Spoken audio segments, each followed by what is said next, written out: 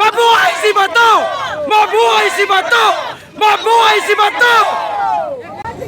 Ang usa, siya ang may pangangalaga para sa Senado. Ano po? At katulad na nga sa mga interview nagdaan, sinasabi na nga ng Pangulo na sila'y pinaalis na rito. Subalit, nung alas 6 nang nangyari yung mga putukan, bakit sila'y nariyan pa rin? Yung sinasabi na sila raw ay hininga ng proteksyon upang i-secure ang GSIS. Eh bakit naman may nagdi-drill? Ano po? At ngayon lumabas na doon sa findings ng mga ng PNP na yung si Omar, si Mel Oragon, yung driver ay positive sa firearm. Ano po doon po sa gunpowder. So ibig sabihin, may mga pangyayaring nasa likod nito ay may mga dapat managot. Ano po?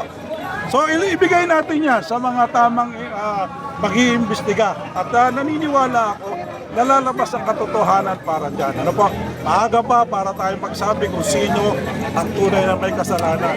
Basta ako, ang opinion ko, ang Senado ay nasa pangangalaga ng Senate President at ang Office of the Sergeant of Arms ay siya ang naatasan upang i-secure ang office ng Senado. Maliwanag po yun. Sir, ay attorney, maraming nagsasabi na si Trillanes daw ang nagkakos ng gulo ng bansa natin. Naniniwala po ba kayo dun? Eh ako nga, hindi ko nga malaman kung ano yung hawak ni Trillanes na papili. Rekto daw yun. Hindi ko naman nabasa. Paano naman ako maniniwala kung yung ba'y authentic o hindi?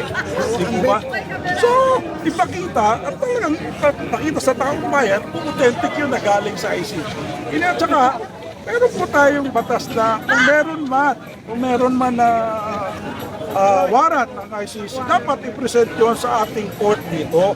Ano po? Hindi yung basta na lang sila magbibigay at manghuhuli rito. Yun po ang sinasabi ng batas. Kung may warrant ang ICC, iharap yung warrant na yun sa ating court at patunayan. Di po ba? Then, kung sabihin ng court natin na sila ay maglalabas ng warrant, that's the time para hulihin kung sino man yung subject ng warrant. Sangayon po ba kayo sa ginawa ni Trillanes na wala naman po siyang posisyon sa gobyerno pero nasa kanya po ang warrant of arrest? Hiniram daw niya po.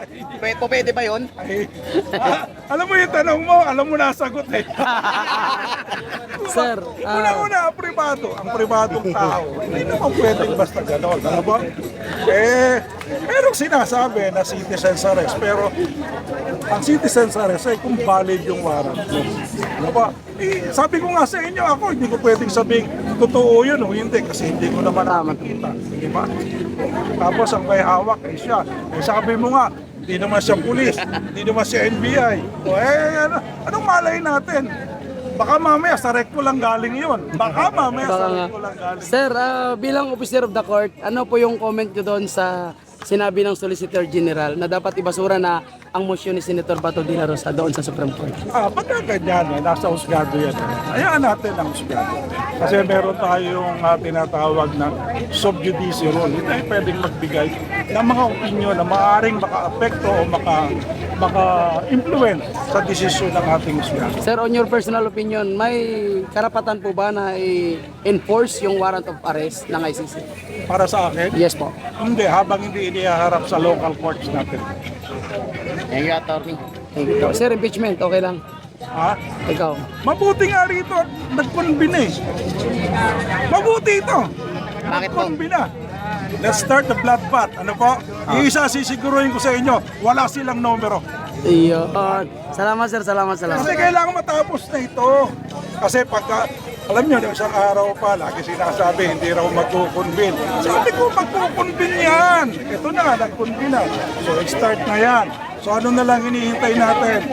May-present ang mga testigo nila at bahala na ang impeachment court na mag-desisyon kung i-acquit o i-convict.